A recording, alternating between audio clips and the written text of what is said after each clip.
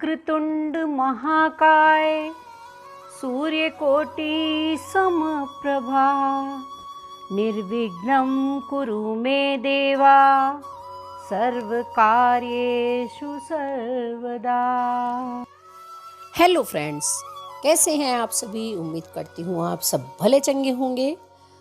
तो आप सभी को गणेश चतुर्थी की अनंत शुभकामनाएं। आज मैं गणेश जी से संबंधित एक बहुत ही अच्छी जानकारी लेकर आई हूँ, तो सुनिए। हमारे गणेश जी घुमावदार सूंड वाले, विशाल शरीर काया, करोड़ों सूर्य के समान महान प्रतिभाशाली।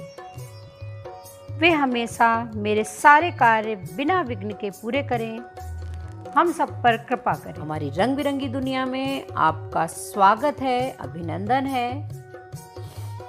आने वाली 31 अगस्त 2022 को हम सबके घर गणपति बप्पा जी आ रहे हैं। तो मैं आप लोगों को बता दूं कि गणेश चतुर्थी के दिन कभी भी चंद्रमा के दर्शन नहीं करने चाहिए। क्यों? इसके पीछे एक पौराणिक कथा है। एक बार गणेश जी के लंबोदर और गजमुख को देखकर चांद को हंसी आ गई। चांद को हंसता हुआ देखकर गणेश जी को बहुत गुस्सा आया और वह नाराज हो गए। उन्होंने चांद से कहा कि तुम अपने रूप का बहुत अहंकार करते हो, इसलिए अब तुम्हारा क्षय हो जाएगा। आज के दिन यानी गणेश चतुर्थी या गणेश चौथ के दिन जो तुम्हें देखेगा उसे कलंक लगेगा। गणेश जी की श्राप से चंद्रमा दुखी हो गए और वह छिपकर बैठ गए। चंद्रमा की ऐसी स्थिति को देखकर देवताओं ने चंद्रमा को सलाह दी कि आप मोदक और पकवान से गणेश भगवान की पूजा करें। ऐसा करने से आप गणेश जी के श्राप से मुक्त हो जाएंगे। तब चंद्रमा ने गणेश जी की पूजा कर उन्हें प्रसन्न किया। गणेश जी ने प्रसन्न होकर चंद्रमा से श्राप पूरे तरीके से समाप्त तो नहीं होगा। ऐसे में किसी ने गणेश चतुर्थी के दिन अगर चंद्रमा देखा तो उसे भगवान गणेश के प्रकोप का सामना करना ही पड़ेगा। कहा जाता है कि इस श्राप के कारण चंद्रमा का आकार क्रमशः घटने लगा। चंद्रमा ने श्राप से मुक्ति पाने के लिए शिव जी की उपासना की। शिव जी ने चंद्रमा को गणेश जी की पूजा करने की सलाह दी। फिर गणेश जी ने कहा कि मेरे श्राप का असर समाप्त नहीं होगा, लेकिन इससे प्रभाव कम जरूर हो जाएगा। इससे 15 दिन तुम्हारा क्षय होगा और फिर बढ़कर पूर्ण रूप को प्राप्त करोगे।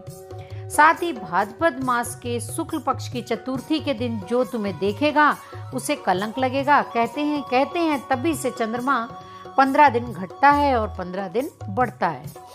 साथ ही भाद्रपद महीने की चतुर्थी को चंद्रमा नहीं देखा जाता है और तब से ही इसका नाम कलंक चतुर्थी भी पड़ गया। आइए मैं आज आप लोग को गणेश चतुर्थी से जुड़ी कथा सुनाती हूँ। पौराणिक एवं प्रचलित श्री गणेश की कथा अनुसार एक बार देवता कई विपदाओं में घिरे थे। तब वह मदद मांगने शिव जी के पास गए। उस समय शिव के पास कार्तिकेय तथा गणेश जी भी बैठे थे। देवताओं की बात सुनकर शिव जी ने कार्तिकेय व गणेश जी से पूछा कि तुम में से देवताओं के कष्टों को निवारण कौन कर सकता है। तब कार्तिकेय व गणेश जी दोनों ने ही स्वयं को इस कार्य के लिए सक्षम बताया। इस पर भगवान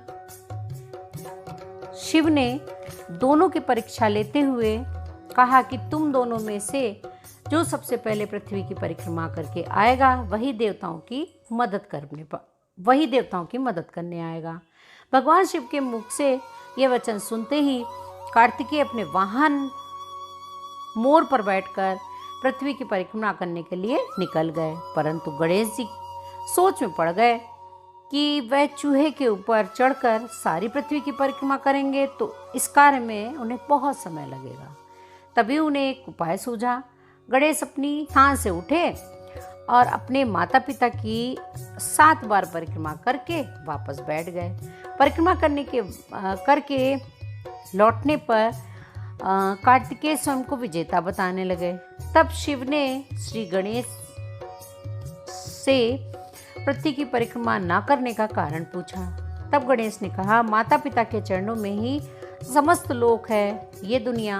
यह सुनकर भगवान शिव ने गणेश जी को देवताओं के संकट दूर करने की आज्ञा दे दी। इस प्रकार भगवान शिव ने गणेश जी को आशीर्वाद दिया कि चतुर्थी के दिन जो तुम्हारा पूजन करेगा और रात्रि में चंद्रमा को अर्घ्य देगा, उसके तीनों ताप यानी कि दैहिक ताप, दैविक ताप और भौतिक ताप दूर हो जाएंगे।